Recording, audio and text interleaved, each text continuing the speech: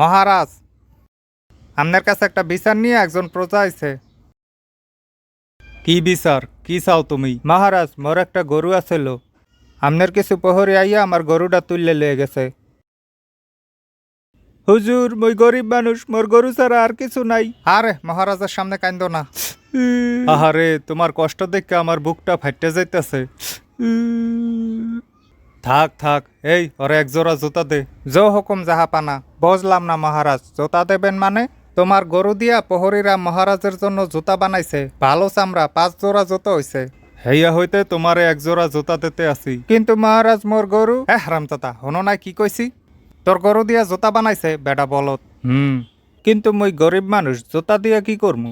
হালা বলদ, জুতা দিয়া মানুষে কি করে? মহারাজ, আপনি চাইতেন না ও হালায় আসলেই বলদ।